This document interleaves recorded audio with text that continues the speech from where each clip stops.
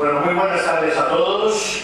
Es un honor darles la bienvenida a la representación de la Comisión Europea en España, a esta sala que llamamos la Casa de Europa, y estamos encantados de recibirles hoy aquí porque vamos a asistir a la presentación del último libro de Javier Elorza. Y yo voy a decir unas breves palabras. Cuando se habla de un libro de Javier Elorza y se presenta en esta sala, eso quiere decir tres cosas. La primera, que la sala va a estar abarrotada, como lo está hoy, porque cada libro de Javier genera una gran expectación. La segunda, que la presentación va a ser muy interesante, porque los libros de Javier Elorza no dejan a nadie indiferente. Y la tercera, que vamos a aprender mucho y vamos a descubrir cosas nuevas sobre el tema tan interesante de este libro. Javier Elorza ha desarrollado una vena literaria muy prolífica en los últimos tiempos. Tras el éxito de su libro Una pica en Flandes, que presentó en esta misma sala, pero yo asistí también a su presentación en el Instituto Cervantes de Bruselas, con gran éxito, Javier ha escrito varios libros más. Uno sobre negociaciones pesqueras y este, que creo que es su tercer libro en 3 años, sobre la isla. Sobre Javier Elorza, yo creo que no hace falta ninguna presentación, y menos ante la audiencia que hay hoy aquí. Personalidad arrolladora, carácter curtido en 1000 batallas, y los que hemos trabajado con él lo sabemos, competencia técnica insuperable, negociador implacable, y es uno de los diplomáticos más distinguidos de su generación, y en esta sala hay muchos hoy. Y yo quiero aprovechar este acto también para rendir homenaje a esta generación de diplomáticos españoles con los que todos estamos en deuda, porque a lo largo de vuestro trabajo habéis hecho una labor impagable al servicio de España, y también en particular en las dificilísimas negociaciones europeas. Y hoy, que acabamos de celebrar el Día de Europa, y en este año que celebramos el 40 aniversario de nuestra histórica adhesión a la Unión Europea, pues es de justicia hacerlo. Sin embargo, el libro que Javier Elorza nos presenta hoy no es un libro sobre Europa, es un libro sobre la India. Es en parte un libro de memorias, es un libro de vivencias personales y es un libro apasionante, porque por las páginas del libro desfilan embajadores, tigres, palacios, marajás. No se pierdan el capítulo dedicado a Luis de Olivares, gran deportista y cazador, marqués de Murrieta, embajador de España en la India, primer embajador de España en la India y anteriormente cónsul en Bombay. Y no se pierdan la crónica de sus cacerías en la India, porque ofrecen la imagen de lo atractiva que era la profesión diplomática en los años 20 y 30. Olivares, según nos cuenta Javier, y yo me fío porque no hay nadie más minucioso que él, se tomó varios meses de vacaciones para completar un prodigioso viaje de 133 días de caza por la cadena del Himalaya, 4.000 kilómetros a una altura entre 3.000 y 6.500 metros, y según Javier, y seguro que las estadísticas son ciertas, se cobró 20 caprinos, 2 ciervos, 3 osos y un lobo rubio. Y ya como embajador, 20 años después, cazó 9 tigres y 8 panteras.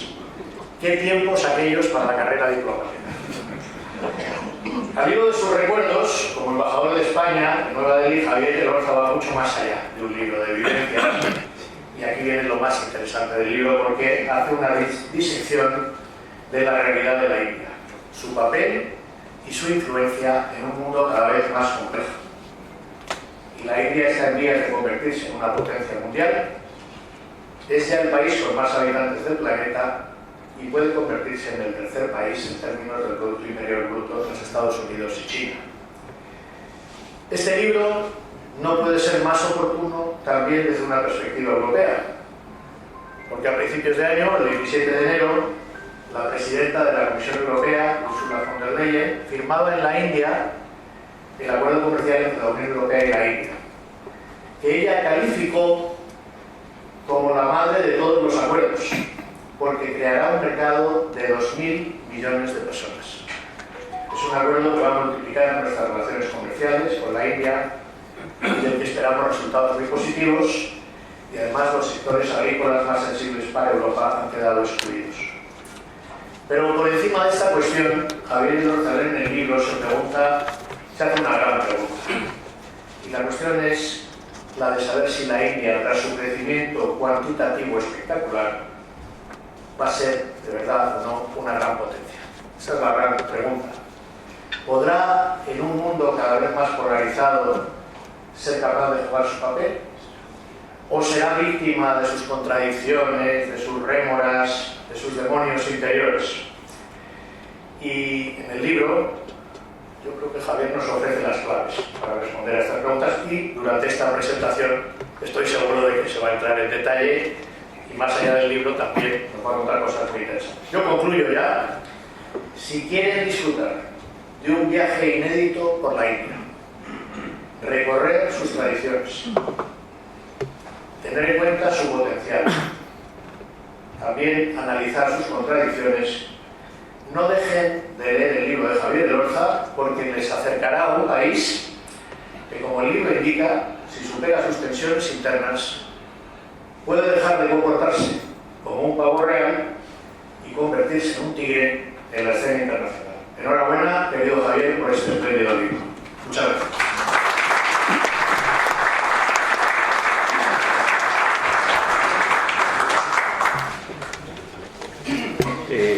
Gracias, Daniel. Pues soy Roberto Ayllón y soy el codirector de La Valija Diplomática, que básicamente es el que ha permitido, la iniciativa que ha permitido la publicación de este libro. Y brevemente quiero, antes de dar la palabra a los dos embajadores, unas palabras de agradecimiento también, fundamentalmente a la Asociación de Diplomáticos Españoles, que es quien ha permitido llevar a cabo este proyecto editorial. Un proyecto editorial que lo que trata es de potenciar la labor de los diplomáticos como divulgadores culturales, y precisamente es algo que vemos en el espíritu de este libro. Creo que muchas veces los diplomáticos somos testigos privilegiados de determinados momentos de la historia y tenemos de alguna manera ese deber de trasladar ese conocimiento, esa reflexión, y muchas veces también acercar la labor del diplomático al público, y creo que eso es algo que vemos en este libro. Y en línea con esto, ya dándoles paso a la palabra, quería también agradecer el privilegio que supone para todos nosotros poder escuchar a dos embajadores de una dilatada trayectoria que además lo han sido en la India, el embajador Elorza de 2011 a 2012 y el embajador Arellano de 2016 a 2020, en ese contexto especial del contexto geopolítico actual. Y si bien es cierto que en enero de 2026 concluían las negociaciones del Acuerdo de Libre Comercio, también es verdad que este año celebramos el año dual España-India, el 70 aniversario del establecimiento de relaciones diplomáticas, que es ese episodio que también encontramos en el libro. Así que con estas palabras pues os doy la palabra para empezar este coloquio. Empiezo yo. Se me oye bien, ¿verdad? Bueno.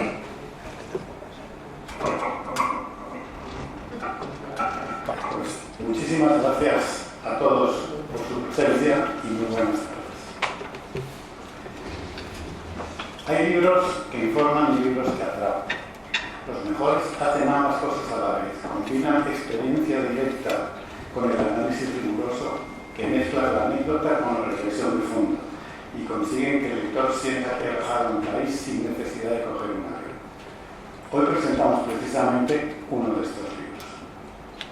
La India, potencia mundial, tigre o pavo real. Su autor, el embajador Javier Elorza, llegó a la India en marzo de 2011, por puro azar diplomático, según confiesa él mismo con su habitual honestidad, y permaneció allí 14 meses hasta 2012.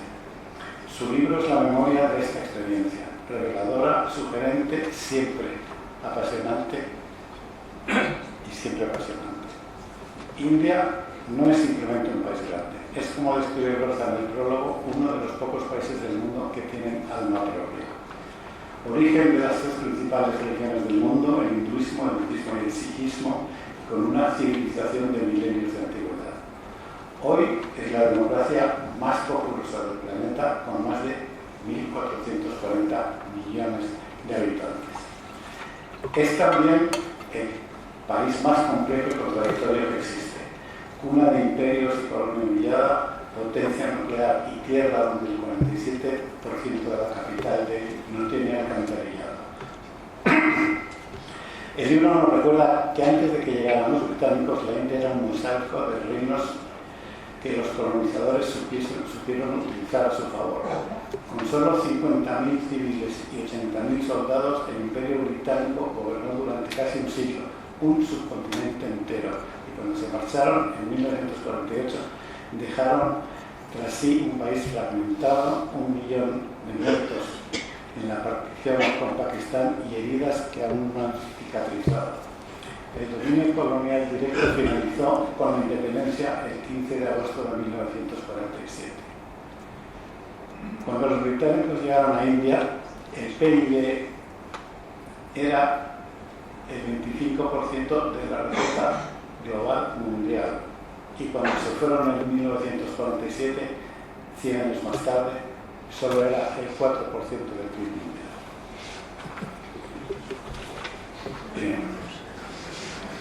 El título original del libro, Potencia Mundial, siglo de Pavo Real, plantea una gran pregunta que recorre toda la obra. ¿Está la India destinada a ser tercera economía mundial que los datos auguran o sus profundas contradicciones internas frenarán este ascenso? Lorza hace un análisis lúcido y documentado de esta pregunta. Los datos son prometedores. En el 2023, la India ya era el quinto PIB del mundo, con 3,7 billones de dólares y con un crecimiento del 8% anual. Se estima que hacia 2030 será la tercera economía mundial, superando a Alemania y a Japón. Pero el autor, con la agudeza del observador que ha vivido desde dentro de la realidad india, no se deja seducir por las cifras. Enumera con precisión los enormes obstáculos en el camino. El hambre que afecta a 2/3 de la población, unas infraestructuras precarias, trenes que circulan a 70 km por hora, apagones eléctricos continuos, falta de mantenimiento, una burocracia heredada del modelo soviético que aplica el principio del N+1. Siempre hay un permiso más que obtener. El sistema de castas que vive a pesar de estar legalmente abolido y una polarización religiosa entre hindúes y musulmanes que el actual ministro Modi ha abusado peligrosamente. Es probablemente India la democracia más singular del mundo. Uno de los capítulos más fascinantes del libro está dedicado precisamente a la democracia india. Lorza la califica de milagro y con razón. Desde su independencia en el 47, India ha mantenido ininterrumpidamente la alternancia de poder, sin un solo golpe militar. Y sin embargo, la democracia que Lorza llama soft democracy aparece atemperada por el analfabetismo, los tribunales rurales de ancianos, el poder casi absoluto de los altos funcionarios, temidos y odiados y que toman las decisiones reales, y por un sistema de castas que sigue determinando los matrimonios, los trabajos y las relaciones sociales.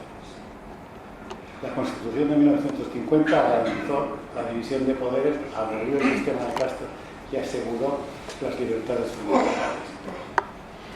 Nehru, constructor de la India moderna, impulsó el modelo estatal influido por la experiencia soviética, donde la burocracia y la desconfianza hacia el capital y la influencia del exterior se convirtieron en rasgos dominantes.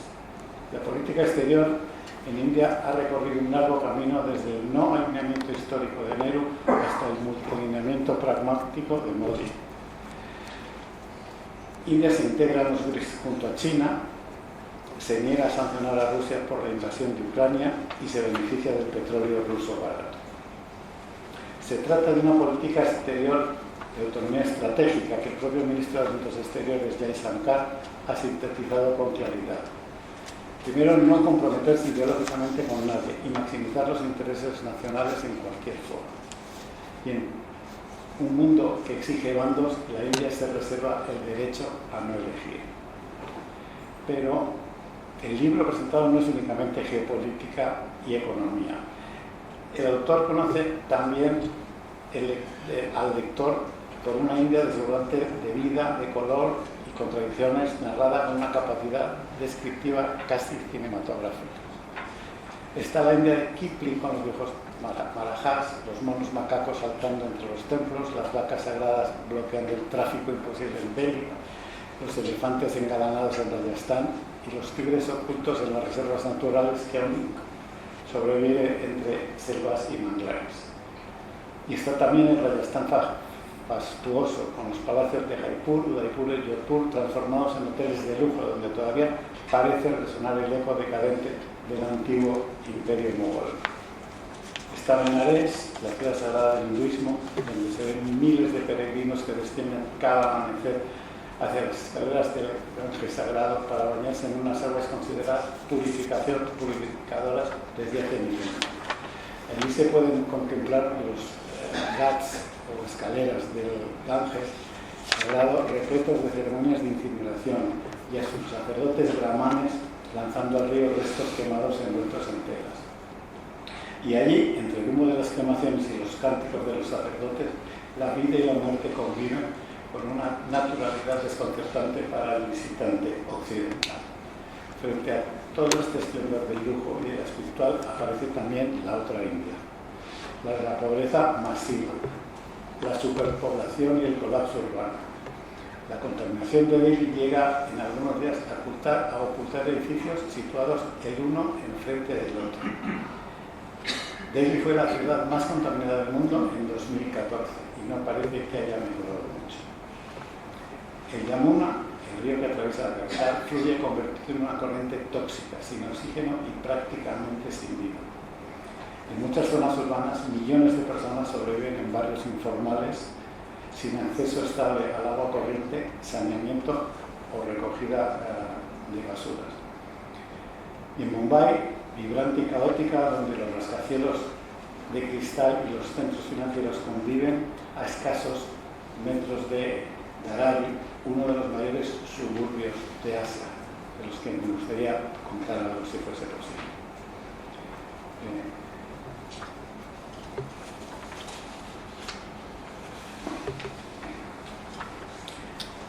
Este es un libro, dice Tagore, que no hay más que una historia, la historia del hombre. El Orza cita esa frase en el epílogo y añade que con todas sus contradicciones, el capítulo de la historia de India es algo fuera de serie, y tiene razón. En India, en el 2030, India será la tercera economía del mundo. Hoy tiene más habitantes que China. Su diáspora dirige Google, Microsoft, IBM y ha dado un vicepresidente a Estados Unidos, Kamala Harris, y un primer ministro al Reino Unido, Rishi Sunak. Con la entrada en vigor del Acuerdo de Libre Cambio de la Unión Europea aparecen unas enormes posibilidades de futuro para millones de personas. Entender la India ya no es una opción para Europa, es una necesidad. Está escrito, este libro de Javier Elorza, en este sentido, es un regalo para el lector español. Está escrito con la precisión del diplomático experimentado que conoce los mecanismos del poder desde dentro, con la curiosidad del viajero inteligente que se maravilla ante la majestuosidad de sus templos y de su arquitectura, y lo hace con la honestidad del observador que no embellece la realidad, que nos habla del agua contaminada, de la burocracia kafkiana, de los límites de la diplomacia en un país como India, que hace todo lo que le conviene sin pedir permiso a nadie. La India no es fácil, pero comprender un país siempre enriquece y son precisamente los que más nos impactan cuando por fin los entendemos. Esto es lo que ofrece este libro, no una postal, sino una ventana, y lo que se ve a través de ella, con sus sombras y sus luces, con su miseria y su esplendor, es uno de los países más fascinantes del planeta. Gracias.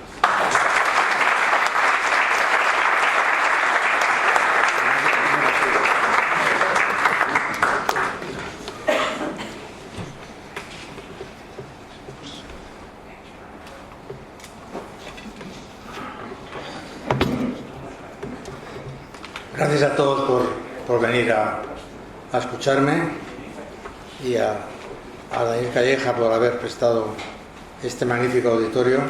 Hay pocos en Madrid así, tan agradables y disponibles para los amigos, cosa que le agradezco.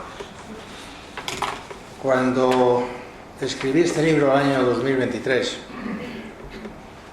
nada más empezar a escribirlo, noté que había algo clave, y es que daba igual lo que yo contara, lo importante era saber cuál iba a ser el peso de la India en el mundo real y visible en muy pocos años. Cuando yo llegué a la India era un país autárquico, muy tercermundista, sin apenas relaciones exteriores, que siempre extendía la mano alegando que era un país en vías de desarrollo, y en la Organización Mundial del Comercio lo bloqueaba todo si no se le daba todo. Era realmente un país con muy pocos medios en la escena internacional, porque el grupo de los no alineados se había fragmentado y se había dividido por la propia razón de las cosas. Por ejemplo, los dragones asiáticos ya no eran más unos subdesarrollados, sino que eran unas potencias económicas reales, y había otros muchos países así. Y al empezar a escribir me di cuenta de que esa pregunta era clave. ¿Qué será la India en breve? Porque puede que sea una potencia mundial.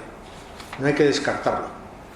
Pero luego diré la cantidad de obstáculos, lo vulnerable que es. Realmente es una larga lista de dificultades, pero no hay que descartarlo. El año que viene será la tercera potencia en PIB en el mundo, la tercera. Habrá superado a Alemania y Japón, detrás de Estados Unidos y de China. Y la diplomacia pública india es fantástica, siempre está haciendo publicidad de la India con una habilidad notable. Yo creo que ha sido la primera diplomacia pública internacional durante muchos años. Pero sus cifras, que pretenden que se va a convertir en el primer país del planeta, hay escritos indios que así lo defienden, no es lo importante, es que va a ser o el segundo o el tercer país del planeta, y no según las cifras indias, sino según el Fondo Monetario Internacional y los principales organismos internacionales. ¿Cómo lo va a conseguir? Le va a costar, evidentemente, la realización de muchos sacrificios, va a tener que renunciar a muchas situaciones actuales, fruto de su historia, unas veces querida y otras impuesta, como el Imperio Británico, pero tiene posibilidad de ser una potencia mundial. Y eso fue lo que focalizó mi libro a partir de ese momento. Evidentemente, en los 14 meses que pasé en la India me dieron para muchas anécdotas y muchas situaciones originales y muy peculiares, porque son muy originales los indios, no cabe ninguna duda. Nada más llegar me encontré con que pedí ver a 15 ministros, el gobierno indio tiene 70 ministros. Yo creo que sería el placer de Sánchez poder tener 70 ministros, ¿no? ¿Por qué tienen tantos ministros? No gobierna una coalición especialmente, gobierna un partido único y mayoritario casi siempre. No, es que es un país muy grande que tiene un federalismo real y una extensión 6 veces superior a España, y entonces pues hace falta muchos ministros para gestionar ese mundo tan complicado. No es para colocar a los amiguetes, ni mucho menos. Bueno, de los 15 ministros a los que pedí cita, me recibieron 3 y los demás me daban largas, y uno de ellos me habló de La Roja, de Alonso y de Rafael Nadal, y cuando yo fui a preguntarle lo que yo quería saber, me dijo que mi tiempo se había acabado y me despachó. En otro momento, visitando a un jefe del Alto Estado Mayor indio, iba a defender los Eurofighter, que están presentando una licitación de 126 aviones de combate, porque los indios lo compran casi todo. Me recibió, se hizo una foto conmigo y me dio la mano y me dijo: embajador, como ya sé lo que me vas a pedir, que es que te adjudique los Eurofighter, y también sé tus razones, porque tengo 2 memorándums ahí muy completos, te ruego que si quieres nos despidamos porque tú tienes cosas que hacer y yo también. Y me dieron la foto a la salida.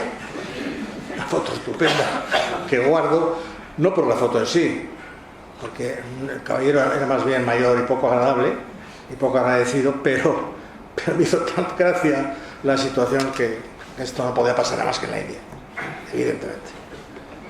Y entonces descubrí algo muy rápidamente, y es que en la India es un subcontinente, incluíamos Pakistán y Nepal, es un subcontinente donde jamás ellos han invadido a nadie. Se han quedado en ese terreno, luchando entre ellos, invadidos por muchos, pero ellos no han invadido a nadie. Y eso explica lo que yo llamo el yoísmo. Es un poco parecido al fenómeno chino. Son el ombligo de lo que conocen, porque no conocen nada más. No es como España, que ha sido invadida y ha conquistado el mundo. Ellos no han conquistado nada, nunca. No se han caracterizado por ser un pueblo marinero, y en el norte tenían enemigos terribles, los afganos, los persas, que les han estado machacando históricamente, sistemáticamente. Entonces, ese yoísmo afecta enormemente a las relaciones que tienes con ellos, porque para ellos tú no existes. No es que te quieran o te dejen de querer, es que sinceramente no estás en su cosmografía. Como me dijo un ministro indio, que se coló en una recepción mía, porque venía con un médico, porque no tenía derecho a estar en mi recepción. Los ministros no tienen derecho a estar y a ir a recepciones diplomáticas si no tienen un permiso especial. Es así, es su sistema soviético, ¿no? Pero este se había colado con un amigo suyo médico y tenía ganas de beber un buen whisky. Y me dijo: embajador, tú no eres de mi mundo. No perteneces a ninguna de las 4 castas. Y no eres ni siquiera un paria o un intocable. No existes para mí. Te puedo engañar. Te puedo amenazar. Excluir, no saludarte. Hacer lo que quiera contigo. Porque tú no eres de mi mundo. He hecho un par de carcajadas y se siguió tomándome el whisky que le había ofrecido con el dinero de los españoles. Pues es eso, es que en el fondo no estaba exagerando. Ellos desconocen social y personalmente el entorno, porque ellos han sido siempre un ombligo muy particular, porque no han conocido el mundo exterior. ¿Eso qué hace? Pues que te sitúan como el extranjero. ¿Y qué es un extranjero para un indio? Pues de todo. Lo primero, aplicaron las reglas de la praxis soviética. Cuando Nehru llegó al poder, se encuentra con una guerra con Pakistán, tiene que comprar unas armas, el mundo occidental se las niega y acude a Moscú. Y ahí empieza su relación con los rusos, que ha constituido una alianza histórica, inquebrantable, que no ha tenido nunca ninguna falla, salvo que los rusos, cuando dejan de ser competitivos en la venta de armamento, pues dejan de poder vender armamento, porque es que en mi época los helicópteros rusos se caían y los carros de combate se paraban. Y entonces pues el indio necesitaba tener material adecuado y convocaba muchas licitaciones, como la de Eurofighter, donde nos encontramos al final los franceses y nosotros luchando por 126 aparatos. Por cierto, se llevaron los franceses por un solo motivo. No es que fuera mejor que nuestro Eurofighter. Estábamos con Alemania, Reino Unido, Italia y nosotros. Nos ganaron la partida porque hace años les vendieron unos Mirage y las piezas de repuesto durante todas las guerras que tuvieron con Pakistán. Y les debían agradecimiento por esa lealtad. Hoy en día un americano te vende un aparato y luego no te da piezas de repuesto y te deja en cala seca. Ellos no, se encontraron con un país como Francia, que había honrado sus compromisos y les había hecho ganar unas cuantas guerras con los pakistaníes, y por esa lealtad compraron los 126 Rafale. La primera vez que alguien compraba unos Rafale, nos quedamos todos de piedra. Pero me han dicho que vuelan muy bien y que los indios están muy contentos. O sea que en el fondo eran tan buenos como los Eurofighter. Entonces el extranjero es, en la concepción india, sospechoso, como para cualquier ruso. El extranjero extorsiona, presiona, interfiere, juega sucio, y por tanto hay que tenerlo controlado y vigilarlo. Y yo no me lo creía, pero me entregaron una copia de la circular interna de los diferentes ministerios indios. En el año 2011, esa circular, calcada de la que había desde el año 1948, seguía en vigor. No me podían invitar a comer, a cenar, a tomar un café. No me podían hacer regalos. No podían venir a mi embajada, ni siquiera una recepción, si no tenían autorización del superior. Y no lo tenían nunca porque nadie se atrevía a pedirle al superior autorización para ir a una embajada. Con lo cual era, de facto, un pacto del Tinel a la India contra los diplomáticos en este caso, pero también contra otros empresarios. Y cuando te invitaban, cosa muy curiosa, tus colegas a unas cenas muy vistosas y aparecían 3 o 4 señores con unos turbantes y supuestamente indios, y le pregunté: ¿y usted qué hace? Dice: no, yo estoy jubilado. Sí, yo era el presidente de la compañía de ferrocarriles, pero estoy jubilado. O yo era muy importante en el Ministerio de Economía, pero ya no estoy. O sea, no había ningún indio con poder que fuera a ninguna embajada jamás. Entonces comprendías lo que realmente se trataba, es que tú estuvieras totalmente rodeado, sin capacidad para hacer nada. En mi fiesta nacional vino un ministro, había lanzado 70 invitaciones. Ministro. La ministra de Energía, no. De Exteriores, no. Un ministro de Artesanía. Bueno, acabamos hablando de Granada y de las mesas y del talaceo de Granada, porque aquella señora era lo que le divertía. Era todo espectacular. Un ministro español, Miguel Ascañete, había recibido un ministro indio de renovables, habían tenido muy buena relación, y le di una condecoración al ministro indio.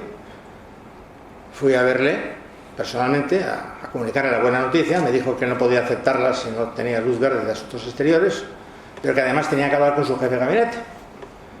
Fui a hablar con su jefe de gabinete y me dijo que la ceremonia tendría que celebrarse, la de imposición de la condecoración, en un hotel que se llamaba X. Y le dije: hombre, yo puedo pagar una recepción en la embajada, pero no tengo dinero para pagar una recepción para 100 o 120 personas en un hotel. No dispongo de esa cifra. Dijo: bueno, pues si usted no impone la condecoración en ese hotel, no será posible. Lo comprendí perfectamente que el jefe de gabinete se quería llevar una magnífica comisión, porque no cabía otra explicación. Por cierto, era el hotel más caro de toda Delhi, el Hotel Imperial.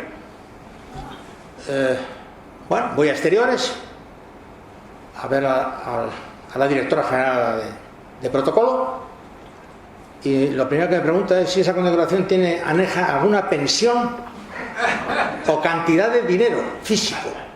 Me quedé de piedra. Me estaba acusando de extorsionista, me estaba acusando de buscar cohecho con las autoridades indias. Le digo que no, y me replica: ¿y cuál es el valor de la condecoración? ¿Es de plata? Pues no lo sé.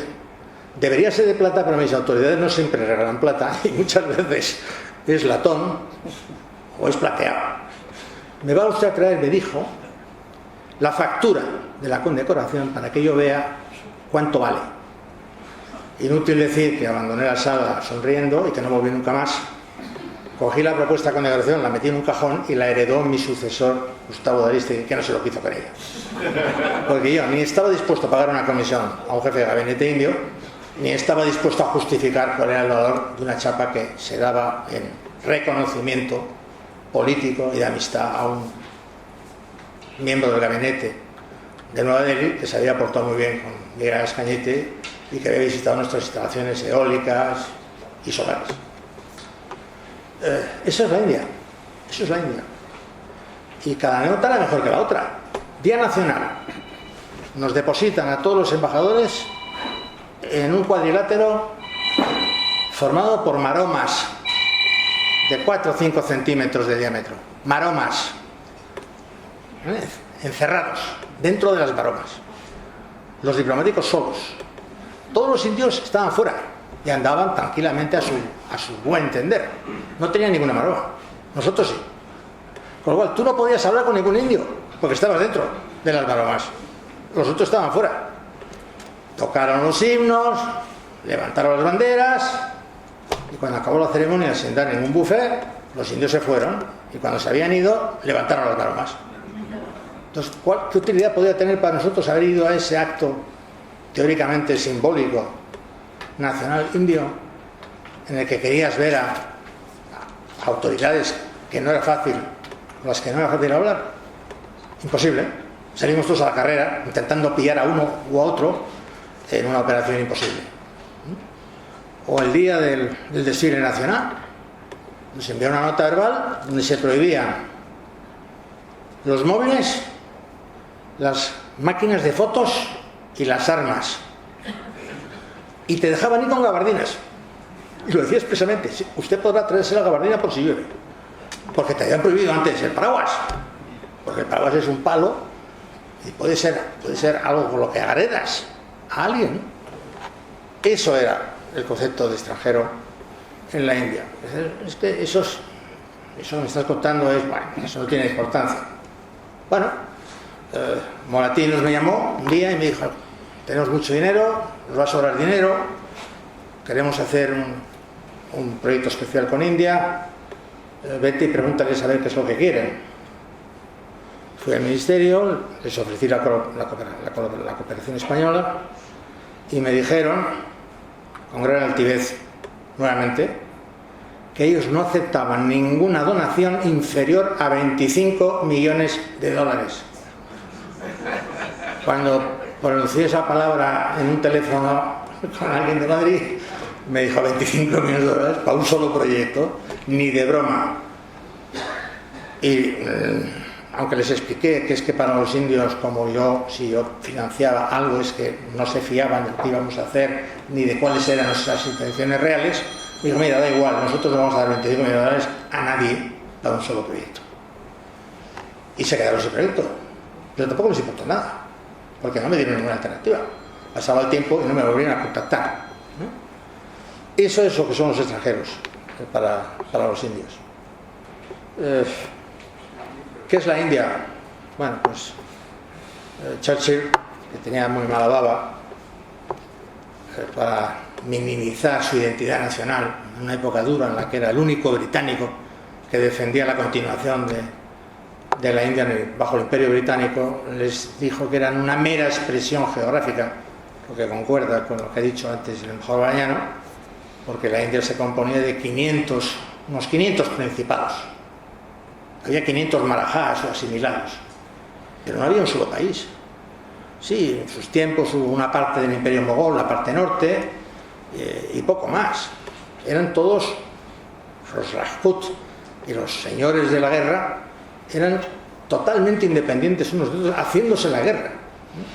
Que por cierto, hay fuertes en la India que jamás han sido conquistados. Hay uno en Jodhpur que es increíble, está edificado sobre un risco de 120 metros, que tiene una altura, el muro, de 30 metros, el muro que rodea al recinto, y un espesor de 16. Nunca ha sido conquistado por nadie, ni por los británicos.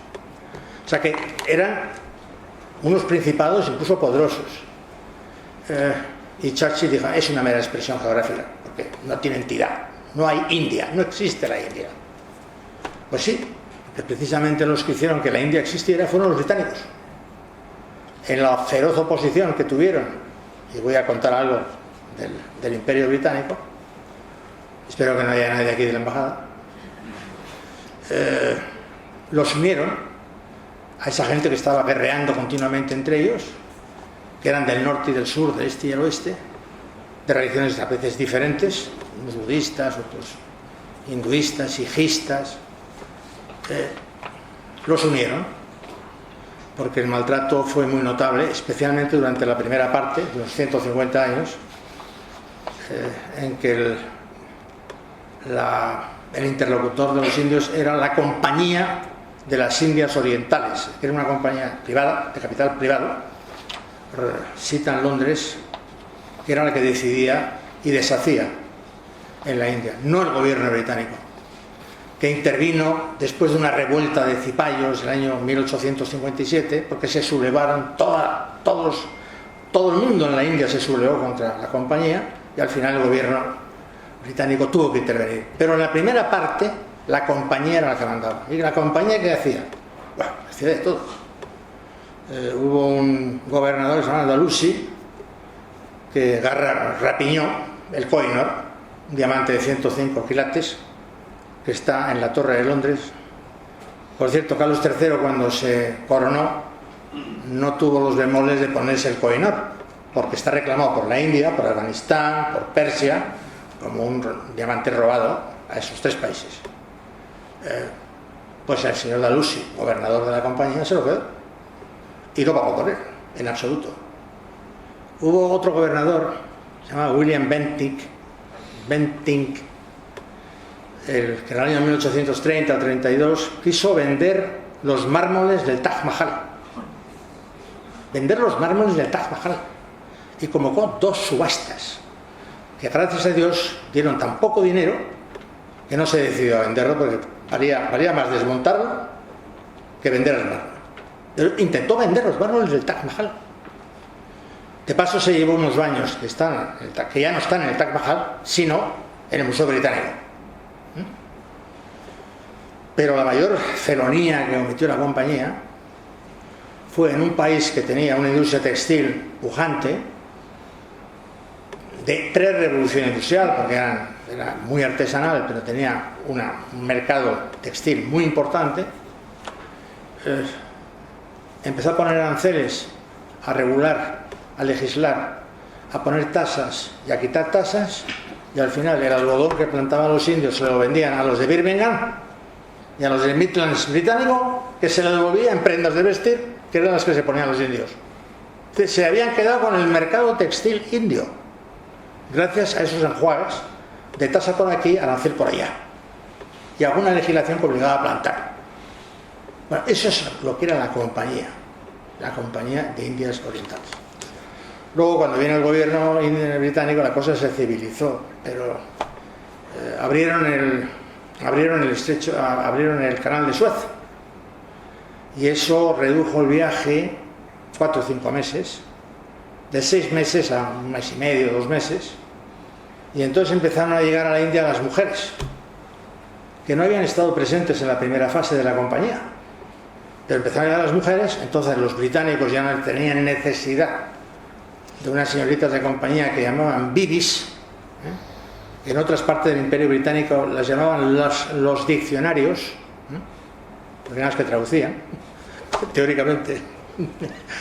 Y las bibis ya no tenían interés, venían sus mujeres, sus familias, y fue cuando el Imperio Británico en la India se constituyó como lo que lo heredamos y lo que hemos visto en las diferentes películas y libros que hemos tenido, de los que hemos tenido conocimiento.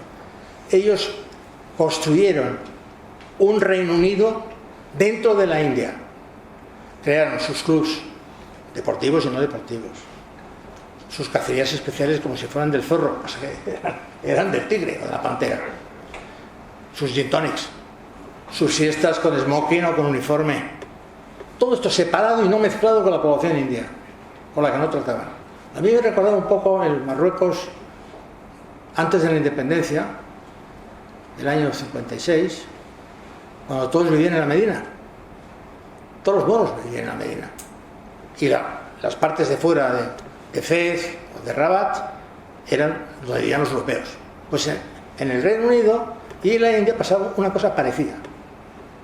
Hasta habían inventado una ciudad que era Shimla, que es una especie de Balsaín, a 300 kilómetros al norte de Nueva Delhi, que era una ciudad suiza, en pequeñito Suiza, igual, donde pasaban ellos el verano, porque no hacía calor, estaba a 2000 y pico metros de altitud y hacía menos calor. Reconstruyeron Gran Bretaña dentro de la India, ¿no? Claro, después de esto uno comprende por qué el indio consideraba que eras un extranjero y el trato que te daba. Ellos no tenían ninguna simpatía ni ninguna empatía por ese tipo de personajes, en absoluto. Cuando pedí ver al embajador británico, alto comisario, porque cuando ellos tienen la Commonwealth, como la reina es la presidenta o la jefa del Estado de casi todos los países del Commonwealth, pues entonces no necesitan un embajador. Entonces se han inventado la figura del alto representante cuando tienen algo que no es la reina. La India es una república. La jefa del Estado en India no es la reina de Inglaterra, del Reino Unido. Es una India. O el Principado, o el Príncipe, la monarquía en Tonga o en Samoa no es la reina de Inglaterra. Bueno, pues fui a ver al embajador británico, que era alto representante, porque la India formaba parte del Commonwealth, y me dijo: mira, embajador, yo me voy de aquí, y me cae simpático, porque a mí los españoles me caen simpáticos. Tengo una propiedad en Marbella y te voy a contar de verdad lo que es esto. Y empezó a alargar por su boquita. Tuve 1 hora y media como si estuviera en un espectáculo, pero de lo mejor del mundo, sin pagar, por supuesto. Me dijo que al año tenía 150 británicos desaparecidos, asesinados y sus cuerpos escamoteados. Me preguntó que si yo tenía algún desaparecido, le dije que no. Me dijo: la misma respuesta me han dado los ingleses, los alemanes, los italianos, los franceses. Eso solamente me ocurre a mí, inglés. Y me hacen eso por resentimiento. Cuando un inglés se mete en las bocas, en las pequeñas calles de Benarés a las 5 de la mañana para ver la salida del sol, se está jugando su físico. Tengo 150 años. En segundo lugar, no fuimos muy generosos con los indios. El año de la independencia, en 1947, él calculaba que había solamente 100.000 mestizos. 100.000 mestizos es 1 de cada 4.000 indios, porque ese año había 400 millones de indios. 1 de cada 4.000 indios era mestizo. El 0,025. Ahora uno comprende cuando Kipling decía en su novela Transgresiones: los blancos con los blancos y los negros con los negros. Y si están mezclados, que no se vea. No está prohibido, no estaba prohibido, pero estaba muy mal visto, social y en la filosofía de grupo. Matrimonios mixtos, por tanto, 0. Me acordé de un libro que me ha regalado mi prima, que está aquí, Carmen Montenegro, el día siguiente a la conquista española, de Juan Miguel de Zunzunegui, donde dice que los españoles desde el primer día de la llamada conquista se mezclaron con total tranquilidad, se casaban, tenían hijos, no había ninguna separación, y eso se estropeó un poco cuando empezaron a llegar muchas mujeres españolas a finales del siglo XIX a finales del siglo XVIII, y empezaron a constituirse lo que se llamó los criollos, que eran unos blancos pero que tenían más pretensiones que los que venían de la península y creían tener una vida aparte, un poco como los británicos, una vida aparte, que fueron los que lucharon contra la corona española en favor de la independencia, por cierto, no los indios o los mestizos, sino los criollos. Bueno, y el embajador me dijo: esos 100.000 mestizos están condenados por los dos, por los indios y por los británicos, pero son buena prueba de cuál fue nuestro legado a la India.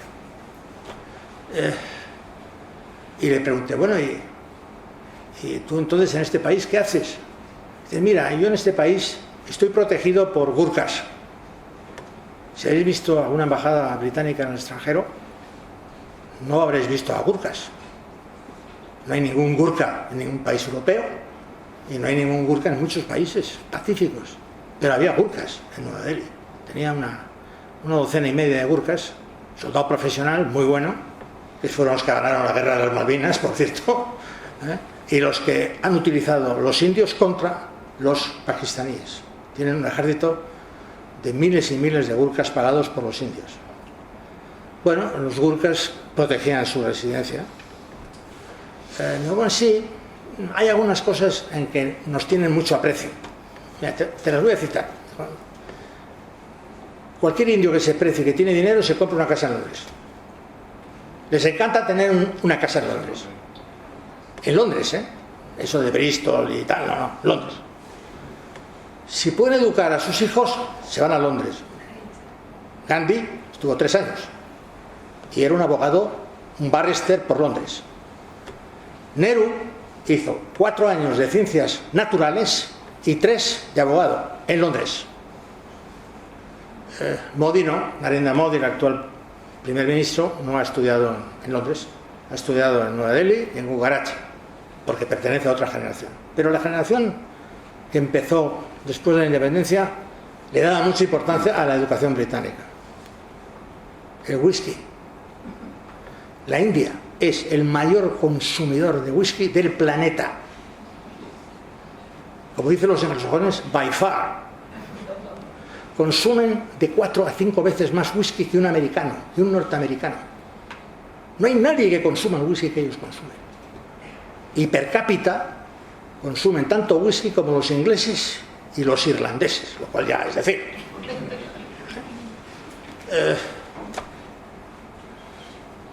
Yo estaba un día en una recepción y se coló un ministro.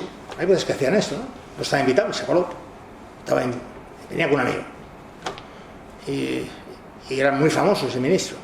Lo reconocí inmediatamente. Y en la puerta le dije, ¿qué quiere, ministro? ¿Le sirvo algo? Y me dijo, sí, ponme un Blue Label. Yo no sabía lo que era un Blue Label. Lo confieso lisa y sinceramente, no sabía lo que era eso. Y un joven diplomático que estaba a mi lado, que sí que era más listo que yo, dijo, embajador, es un whisky de la familia de los Johnny Walker. Bueno, le tuve que dar un Chivas, un Black Label, otro whisky, porque no tenía el Blue Label. Al día siguiente pregunté en el supermercado americano que valía esa botella, $250. Un ministro que bebe de un whisky, de una botella de $250, es dudoso, ¿no? Tiene un comportamiento éticamente dudoso, o no. O es una persona impecable, de un comportamiento que nos podemos fiar de él, y que jamás va a violar alguna ley o a abusar de... No, evidentemente era una cosa espectacular. Un Blue Label, ¿no? El señor ministro indio. Rolls Royce. De los primeros 3.700 Rolls Royce que hizo la compañía en el siglo XX, 1.000 fueron a parar a India. ¿A dónde? A los Marajás. Eran el primer cliente de Rolls Royce del mundo. El primero. Rolls Royce. Los primeros, bueno, los indios. Otra anécdota sobre Rolls Royce fantástica.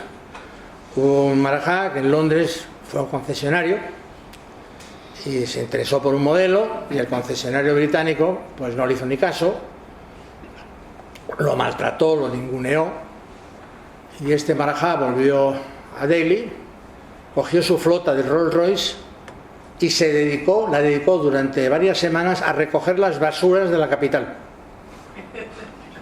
dejando bien claro a toda la prensa británica que él tenía una flota de Rolls que únicamente valían para recoger basuras, que era para lo que servían los Rolls Royce. Increíble, increíble, ¿no? ¿Qué hubiera pasado si los indios en aquel momento se hubieran enterado de que los Rolls Royce iban a ser comprados por la BMW alemana y la Bentley por Volkswagen en el año 2003? Se hubieran quedado de piedra, ¿no? Hubieran empezado a pensar que había otros coches a lo mejor aparte de los Rolls Royce, ¿no? Pero eso no era todo. Me dijo algo más importante. Mira, en el Fuerte Rojo de Nueva Delhi, que es el monumento más importante de la capital, un monumento mogol del siglo XVII, con unos palacios internos de mármol y unos cenotafios preciosos, hay en medio del Fuerte Rojo 7 u 8 barracones de ladrillo y de cemento, que eran los cuarteles de los soldados británicos del siglo XIX. Y yo le pregunté al embajador, oye, ¿pero no los han tirado después de la independencia? Pero si eso está claro que no pintan nada allí, que están estropeando el monumento. Le conté lo de Granada y el Palacio Real de Carlos V, pero no era el Palacio Real de Carlos V, eran unos barracones de tropa. Pues no, los indios, me dijo el embajador, están encantados de que estén ahí los barracones, porque están encantados de que esos barracones hayan servido y hayan sido, formen parte de su historia. Yo me quedé de piedra. Bueno.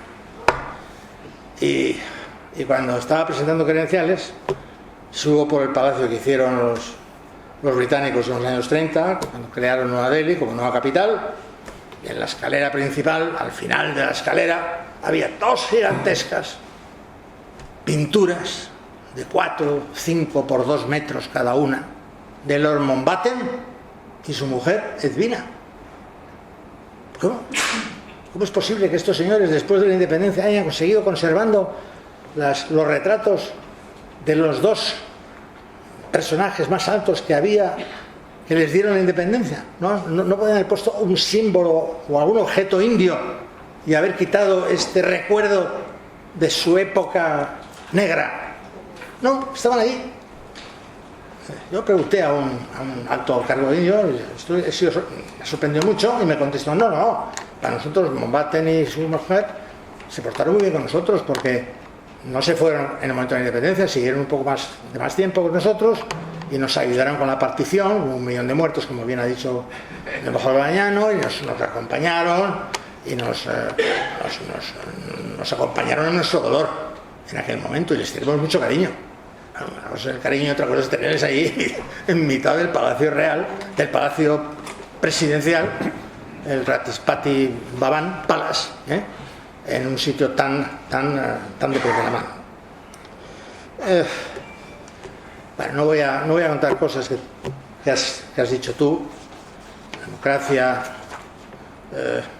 lo de la soft democracy.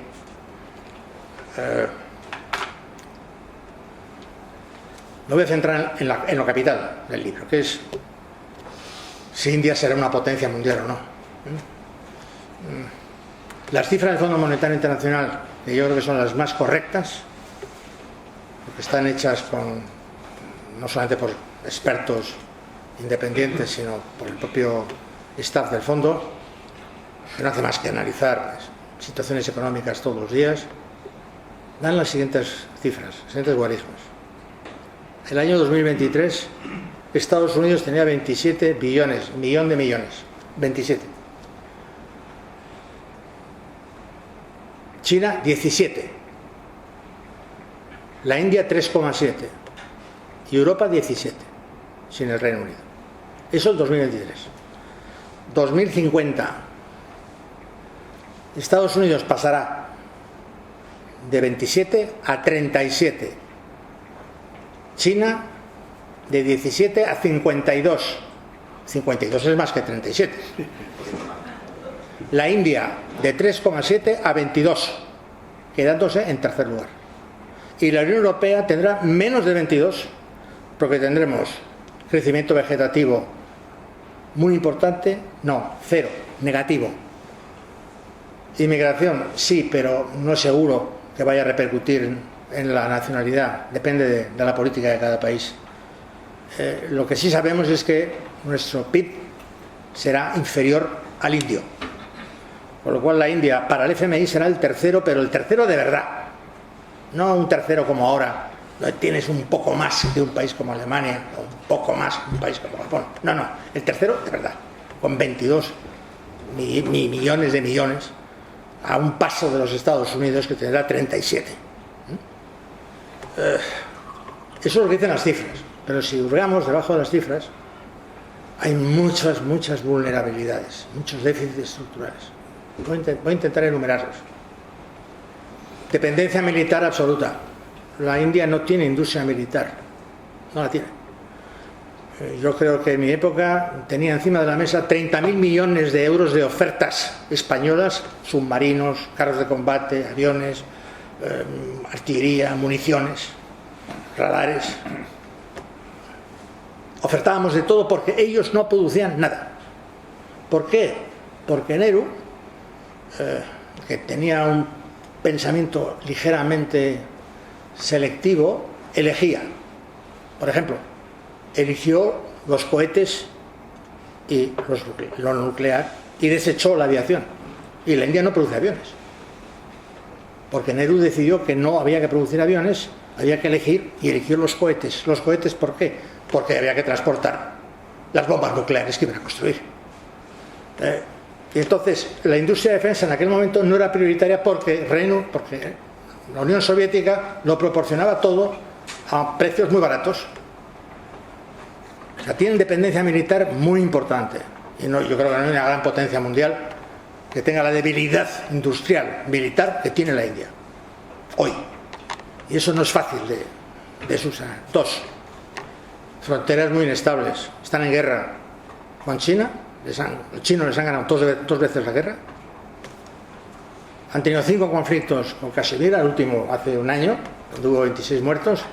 Y por cierto es la única guerra que yo sé de verdad que paró Trump. En 24 horas los puso de acuerdo a los dos. No sé lo que hizo, pero la paró. Terrorismo.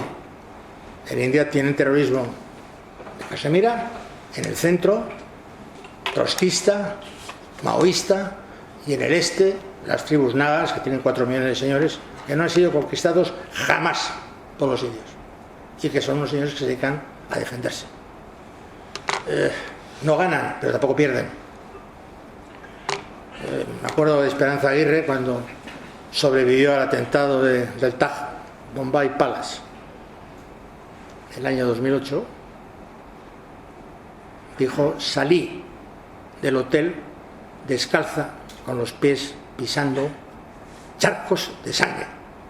Habían muerto 30 europeos y 173 nativos locales. En cuarto lugar, sociedad violenta. La India parece que es una sociedad pacífica. Pues no lo es, en absoluto. El hinduismo tiene un componente de arrogancia violenta que subyace. No solamente cuando hay motivos religiosos. Yo me acuerdo una vez que Joan Mesquida, secretario de Estado de Turismo, se empeñó en que le llevara a Agra, era un fin de semana. Yo ya había estado en Agra 4 o 5 veces, pero nada, le acompañé. Nos subimos en coche de alquiler y a la vuelta nos encontramos con una manifestación que venía en sentido contrario, de miles de personas. Cogieron nuestro coche, lo levantaron y lo dejaron en el arcén. Pero estuvimos en volandas. Aquellos señores nos levantaban como si fuéramos una pluma. O los apartábamos, o nos quitábamos, o nos quitaban, o es que desaparecíamos. No estaban en absoluto atemorizados. Ellos iban a lo suyo, no sé lo que estaban persiguiendo o lo que estaban defendiendo. Y en aquel momento me quedé con la preocupación, lo comenté con algunos indios después. Pero mira, si tienes un accidente de coche en la India, no te puedes parar en ese momento porque te linchan por extranjero. Tienes que coger y largarte a una comisaría de policía y denunciar tu caso. Pero no te pares nunca, porque aquí, si eres extranjero, te linchan. Eso para empezar a hablar. Entonces, esa violencia, no me lo creo. Pues ya un indio me dio la pista y la prueba definitiva. Dice: nosotros inventamos el budismo. Siddhartha Gautama nació en Nepal, pero ejerció toda su vida en la India, siglo IV a.C. Para Gautama, la violencia era execrable. El equilibrio, la tolerancia, era la regla del juego. Ni siquiera había un dios creador, porque podía ser malo o perverso. No. Había que buscar el equilibrio, la superación del sacrificio terrenal. Bueno, pues los budistas son 500 en el mundo. ¿Sabéis cuántos budistas hay en la India? 10 millones. El 0,7% de los indios. O sea, una religión inventada en la India. India resulta que no tiene acólitos cuando sí que los tienen en otros países vecinos, como Tailandia, Sumatra, Indonesia, Malaya. ¿Por qué? Pues porque el budismo Yo tenía un cocinero budista, casa mal con el hinduista. No es que sean incompatibles, pero no chirrea, porque son filosofías completamente diferentes. Los hinduistas tienen miles y miles y miles de dioses que replican los elementos positivos y los elementos negativos del hombre. En el budismo no hay nada que replique al ser humano.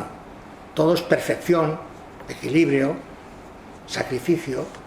No hay ningún elemento perverso, no hay el dios malo, el dios bueno, el dios perverso, el dios del clima, el dios del trueno, no hay.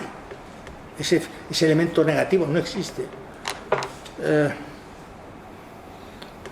Otro elemento, terrible. Si tú eres lo que eres en la actualidad por tu vida pasada, que es la teoría de la reencarnación, y tu situación actual es mala, ¿por qué me voy a ocupar yo de mejorártela? Es decir, los indios ricos en este momento dicen, si tú te mueres de hambre, enfermo, no tienes dinero, no puedes ayudar a tu familia, ¿por qué te voy a ayudar yo a ti? Si la vida que tienes hoy es merecedora por reencarnación de la que tuviste en la última vez que viviste, te lo has ganado a pulso. Yo no tengo por qué pagarte tu anterior vida, eres tú el responsable de tu situación actual. Esto hace que el concepto moderno de socialdemocracia no tenga ninguna utilidad, no sea aplicable. Esto hace que la compasión humana no tenga por qué producirse. Gasto en sanidad en la India 1,3% del PIB. 1,3% del PIB. Gasto en educación 4,6% del PIB. Lo tienen, pero con moderación. No tienen la obligación de preocuparse de los más desvalidos, ni mucho menos. Y eso se constata con el dato que has dado antes sobre el hambre. Yo tengo otra cifra más, es que los que realmente se mueren de hambre son 200 millones. Pero son 200 millones que se están muriendo de hambre. O bien, cuando hablas de la gente que te encuentras en la calle tirada, y nadie se preocupa en atenderlos. Puede estar durmiendo, o puede estar muriéndose, o puede estar muerto. O sea, ese concepto de que no hay nada que pagar al que se ha merecido la suerte que tiene en la actualidad, que es congénito al hinduismo y a su posición vital, eso va a ser muy difícil de dominar en el futuro si quieren ser realmente una gran potencia. Tienen el 80% de su economía informal, 80% informal, en negro, pero no porque no quieran pagar Hacienda, no, es que son campesinos pobres, hacen pequeños trabajos artesanos, pero el 80% no está en la economía de mercado por vaca ni por banco, no está cuantificada, no está transparente, no está aflorada. Población agrícola, 50% de la población se dedica a la agricultura, 50%, en España el 2,5%, ¿no? Mi amigo Santiago lo sabe seguro, 2, no el 50%. El 50% de la población mundial sigue estando en la agricultura, por risa, a pesar de la revolución verde del Banco Mundial, 50% que genera el 18% del PIB. Pero ese 50%, ¿qué tiene que hacer? Desaparecer para modernizarse, para que se ocupen y hagan otros trabajos mucho más remuneradores que puedan sostener lo que sería una gran potencia mundial. Enfermedades. El antivirus es un juego de niños comparado con la India. Son los creadores del dengue. Todas las epidemias importantes han nacido en la India. Son desgraciadamente la fuente de las superbacterias. La primera superbacteria la denominaron NHM1. NH Nueva Delhi. NDH. Nueva Delhi. Y ahora hay un virus que se llama el Nipah. No tiene vacuna. Mortalidad entre el 40 y el 70%. Se transmite entre humanos. Necesita un contacto muy estrecho. Pero ya sabemos con el coronavirus lo que de estrecho, lo que significa. Que es muy posible que se transmita. Está en estos momentos en Bengala y en Kerala. El Nipah. Es decir, es el reservorio de enfermedades graves e importantes que hay en India es mucho mayor que en otros muchos países, muchísimo mayor, porque tiene una gran población, condiciones sanitarias no demasiado favorables y hambre y pobreza. Electricidad, cortes constantemente. La Agencia Internacional de Energía estima que deberían crecer al 5,5% todos los años hasta el 2050 y que tendrían que multiplicar por 4 su actual capacidad. Sus centrales térmicas son casi todas de carbón, sin filtros, por lo cual todo va a la contaminación. ¿Por qué? Porque tiene mucho carbón. 69% de su electricidad se produce con centrales térmicas sin filtros. Y tienen una potencia nuclear, sí, tienen 20 centrales nucleares con 7.900 megavatios, pero 7.900 megavatios no es tanto. Y para tener 20, pues deberían tener mucho más megavatios. O sea que tampoco les va a resolver el problema. Y aunque son expertos, tienen una multinacional que se llama Suzlon, que se ocupa de eólico y de solar, muy buena, a la cabeza en el mundo, pero es que eso no basta. Tienen ahí un grave cuello de botella. Para la compañía española de seguro de exportación, en el análisis que hace anualmente de India, dice es el principal cuello de botella que tiene en la actualidad, porque no es fácil crear toda esa oferta energética. Pero es que no, el tema no se para ahí. Es que cuando vas a una ciudad media no tiene ni alcantarillado, ni agua corriente, ni electricidad. Y el suelo es tierra. Cuando llueve es un barrizal. O sea que las infraestructuras urbanas no están desarrolladas en absoluto. Es que una gran potencia mundial va a poder tener esa situación en miles y miles de pueblos y de ciudades. Yo creo que eso no es viable, eso no es posible. Podría seguir así, pero creo que os he dado una muestra de los problemas que tienen que superar. Algunos de ellos son sociales, sociológicos, de mentalidad, como el tema de la reencarnación, de la compasión, de una socialdemocracia de verdad. Otros son físicos y necesitan dinero, y aunque la inversión extranjera fluye a la India, porque Narendra Modi, del que mucha gente habla mal porque dicen que es muy extremo y extremista, pero a efectos de potencia mundial es un líder de primera. Ha liberalizado todo lo que ha podido. La inversión extranjera no tiene prácticamente ningún límite salvo los sectores de energía y telecomunicaciones por razones de defensa, y ha liberalizado lo que ha podido el N+1, es célebre. El N+1, yo tengo una nota sobre el N+1.